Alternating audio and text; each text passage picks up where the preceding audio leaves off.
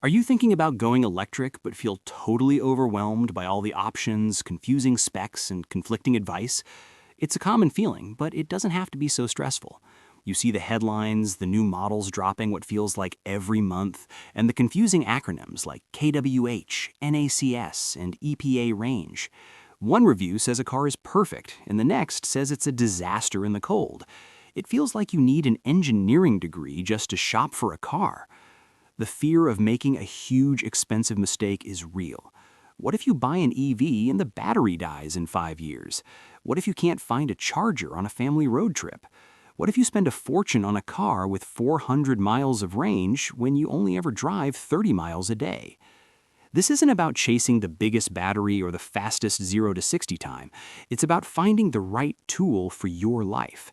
In this video, I'm going to cut through the noise and give you a simple 4-step framework to find the perfect EV for your lifestyle, not the one a car maker is trying to sell you. We'll focus on what really matters: your daily drive, your actual budget, your family and all their stuff, and the most important piece of the puzzle: charging.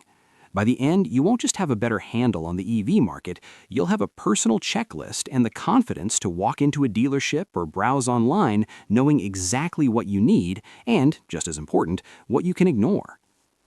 Let's kick things off with the number one fear everyone has: range. How far can it go?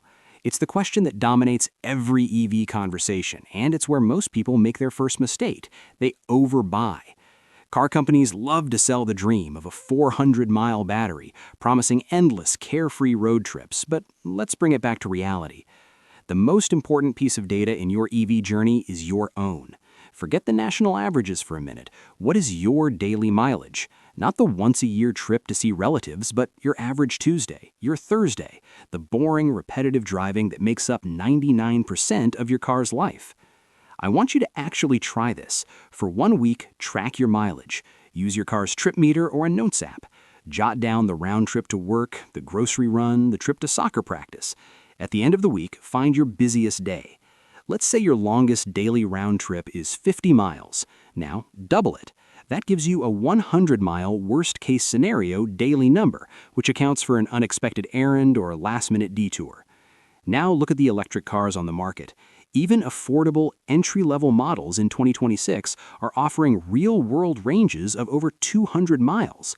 Your absolute worst-case daily drive of 100 miles would use less than half of that battery. For most people, an EV with a 250-mile range could handle your daily commute for an entire work week on a single charge.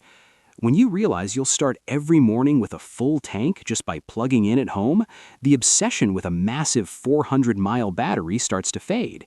You don't fill up your gas car every night, but with an EV, that's the superpower.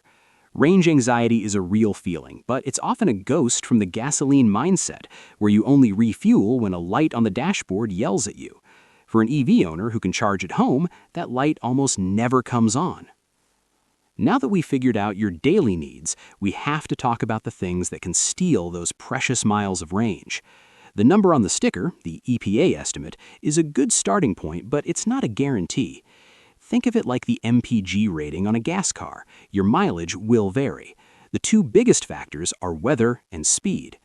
Let's talk about the cold. This is non-negotiable. If you live in a climate with real winters, you have to factor in range loss. A battery is a chemical reaction, and reactions slow down when it's cold. On top of that, unlike a gas car that creates tons of waste heat, an EV has to use precious battery power to warm the cabin. This combo can reduce your total range by a pretty big chunk. How much? A 20 to 30% reduction in freezing temperatures is a realistic estimate. So, let's take a car with a 300 EPA range. In the dead of winter, you should mentally re-rate that car as having about 210 to 240 miles of real, usable range. Is that still more than enough for your worst-case 100-mile day? Absolutely. But it's the real number you need to know. The second factor is speed. EV efficiency is the opposite of a gas car's. Gas cars are often most efficient on the highway, but EVs excel in stop-and-go city traffic because of regenerative braking. When you slow down, the electric motor runs in reverse, putting a little power back into the battery. On the highway, you're just pushing a heavy box through the air at high speed with little chance to regenerate. The faster you go, the more energy you use to fight wind resistance. Driving at 75 or 80 miles will drain the battery a lot faster than driving at 65. So what's the lesson? Don't just look at the EPA number. If you live in a cold climate, mentally chop off 30% for your winter range. If your commute is mostly high-speed highway, knock off another 10 to 15% for a conservative estimate. This isn't meant to scare you, it's meant to empower you with the truth. Buying an EV based on its best-case range is a recipe for disappointment. This is the last piece of the range puzzle. What about the long haul, the family vacation, the trip to see family? Be honest with yourself again. How often do you actually drive more than, say, 200 miles in one day? For many people, it's only a few times a year. If you are a frequent road tripper, your priorities will be different. You'll want a car with a larger battery, sure, but more importantly, you'll want one that can charge fast. We'll get into charging speeds later, but for now, understand that a car's ability to quickly add 100, 200 miles of range at a public fast charger is far more important than its total starting range. A car with a 300-mile range that charges quickly is a better road trip machine than a 400-mile car that charges slowly. The road trip experience in an EV is different. It takes a little planning. You'll use apps to find chargers along your route. A typical stop at a modern fast charger might take 20-30 minutes, the perfect amount of time to stretch, use the restroom, and grab a snack. Some might even call it a more civilized pace. But what if you only take 1 or 2 long road trips a year? Does it make sense to spend thousands extra on a huge battery you'll only use to its full potential twice? For many, the answer is no. A smarter move could be to buy the EV that fits 99% of your life and just rent a gas-powered SUV for that one annual cross-country trip. You get the perfect car for your daily life and the perfect vehicle for your vacation without compromising. Okay, let's talk money. It's easy to get sticker shock when you start shopping for an EV. The upfront cost is often higher than a comparable gas car, but that's just the first chapter of the financial story. To get the real picture, we need to look at the total cost of ownership, or TCO. This includes the purchase price, incentives, fuel, maintenance, and even insurance. EV prices in 2026 span a massive range. You have affordable options like the new generation of the Nissan Leaf, which can start around $30,000. The middle of the market is full of great cars like the Hyundai Ioniq 5, Kia EV6, and Tesla Model 3, which generally fall in the $36,000 to $50,000 range. And then you have the premium tier, with large SUVs and high-performance cars from brands like Lucid, Porsche, and Rivian that can easily top $70,000 or more dollars. Now, incentives. This is a fast-changing world. For new vehicles purchased before September 30th, 2025, a federal tax credit of up to $7,500 is available, though it comes with strict rules about where the car and its battery are made, as well as limits on the car's price and the buyer's income. A key feature is the ability to transfer this credit to the dealer for an immediate discount at the point of sale. There's also a credit for used EVs, offering up to $4,000 for vehicles under $25,000. This makes state and local incentives more important than ever. These programs vary wildly. Some states, like California and Colorado, have strong rebate programs that can give you thousands back. New York offers a rebate of up to $2,000. On top of that, your local utility company might offer its own rebate for buying an EV or installing a home charger. The bottom line is you have to do your local homework. A quick search for Your State EV Incentives or Your Utility Company EV Rebates can uncover thousands in savings. And don't forget the used market. A 3- or 4-year-old EV can be a fantastic value. Concerns about battery life have largely proven to be overblown. Data shows an average capacity loss of only about 2.3% per year. This means a used EV might have lost less than 10% of its original range, but could be 30 to 40% cheaper than a new one. When buying used, just be sure to get a state of health report on the battery and confirm the details of its warranty. This is where the EV value proposition really kicks in. Let's start with fuel. Charging at home is almost always dramatically cheaper than buying gas. The national average electricity cost is around 18 cents per kilowatt hour, but this varies a lot by state, from under 13 cents in some places to over 30 cents in places like California. Let's say you get 3.5 miles per kilowatt hour. Driving 1,000 miles would cost around $51 at the national average. Compare that to a gas car getting 30 mpg at $3.50 per gallon. That's over $116. You're saving more than half on fuel, which can easily add up to $800 to $1,000 a year. Next is maintenance. This is the other huge win. An EV has no oil changes, spark plugs, timing belts, or exhaust systems. The maintenance schedule is almost comically simple. Rotate the tires, replace the cabin air filter, and check the brake fluid. Because of regenerative braking, brake pads and rotors can last 2 or 3 times longer than on a gas car. This can cut your lifetime maintenance costs in half. However, there's one area where EVs can cost more: insurance. Right now, insuring an EV can be 15 to 50% more expensive than a comparable gas car. This is because their higher purchase price and specialized repair costs can make them more expensive to fix after an accident. These costs are expected to come down as EVs become more common, but you should get an insurance quote before you buy to avoid any surprises. The battery is the most expensive part of an EV, so understanding its warranty is critical. The fear of a battery suddenly dying and costing $20,000 is a major point of anxiety, so let's put that to rest. First, catastrophic battery failure is incredibly rare. What happens is gradual degradation, a slow loss of capacity over time. Real-world data shows this is slower than many people fear. Most batteries are expected to last 12 to 15 years and well over 200,000 miles.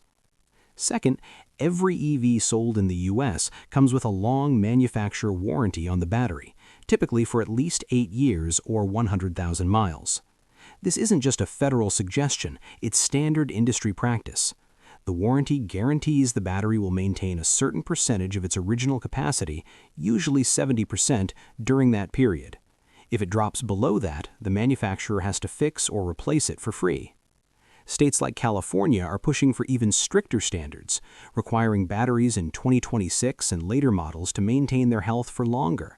So you can largely remove the fear of an out-of-pocket battery replacement for at least the first 8 to 10 years. A car is more than just a way to get from A to B. It's part of your family's life. It's the grocery getter, the team bus, and the mobile nap station. The right EV has to fit the physical reality of your life. Let's start with the basics. How much space do you need? This goes beyond just the number of seats. If you have young kids, you know the struggle of installing car seats. Look for cars with wide-opening rear doors and easy-to-reach latch anchors. The flat floor in many EVs, a perk of not having a transmission tunnel, is a game-changer, giving the middle seat passenger actual foot space. For a family of 4 or 5, electric SUVs and crossovers are often the sweet spot. The Tesla Model Y is a bestseller for a reason. It has a ton of cargo space and a practical design. The Hyundai Ioniq 5 and Kia EV9 are also fantastic all-rounders that blend comfort, space, and modern tech. If your family is bigger, you'll be looking at the growing market of 3-row electric SUVs. But a word of warning, not all third rows are created equal. Some are strictly for small kids on short trips. If you need to fit teenagers or adults back there, you need a true 7-seater. The Kia EV9 is a standout here, offering real adult-friendly space in all 3 rows. For maximum flexibility, the Volkswagen ID Buzz, an electric reimagining of the classic microbus, offers cavernous, configurable space perfect for the most demanding family logistics. Don't just look at passenger room, check the cargo space. EVs often have a front trunk where the engine used to be, which is perfect for charging cables or a few grocery bags. Think about your life. Do you haul sports gear, strollers, camping equipment? Look at the trunk's cubic footage with the seats up and folded down. A boxy SUV shape is often far more practical than a swoopy, coupe-like design. Now for a critical question. Will this EV be your only car? If you're a 2-car household and the EV is just for commuting while a gas car handles long trips, your choice is easy. You can pick almost any pure battery electric vehicle, or BEV, that fits your daily needs and budget. But if this will be your one and only vehicle, the decision is more complex. This is where you might consider a plug-in hybrid, or PHEV. A PHEV combines a smaller battery, typically with 30 to 50 miles of electric range with a gas engine. For most of your daily driving, you can run on pure electricity, but for those long road trips, the gas engine kicks in, giving you the freedom of a traditional car with no need for long charging stops. PHEVs are a fantastic bridge to full electrification, but you do still have the maintenance needs of a gas engine. They are a compromise, but for many, they are the perfect one. A couple of other factors can be deal breakers. First is towing. If you need to pull a boat or a trailer, you must check the vehicle's towing rating. Many EVs aren't rated for towing at all. Those that are, like the Rivian R1S truck, can be very capable, but towing has a massive impact on range. It's not uncommon to see your range cut in half when pulling a heavy load. Finally, consider the tech. EVs are tech-forward by nature. Do you love the idea of a giant central touchscreen that controls everything, like in a Tesla? Or do you prefer physical buttons for common controls like climate and volume?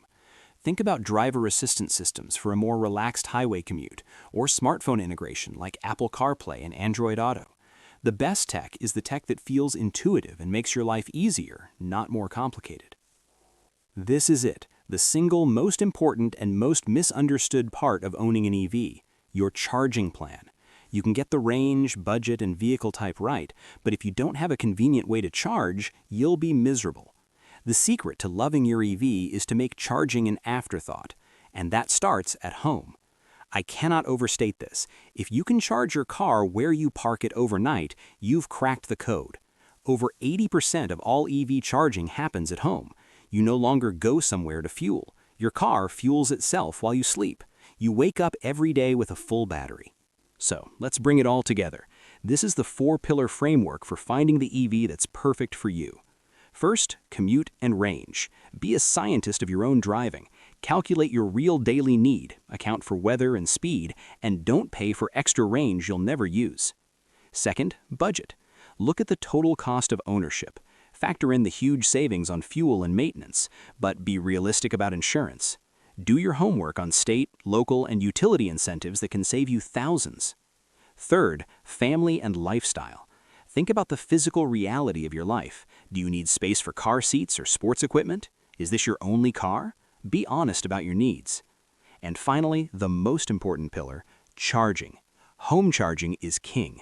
A level 2 charger in your garage makes charging invisible. If you can't charge at home, you absolutely must have a rock-solid public charging plan before you buy.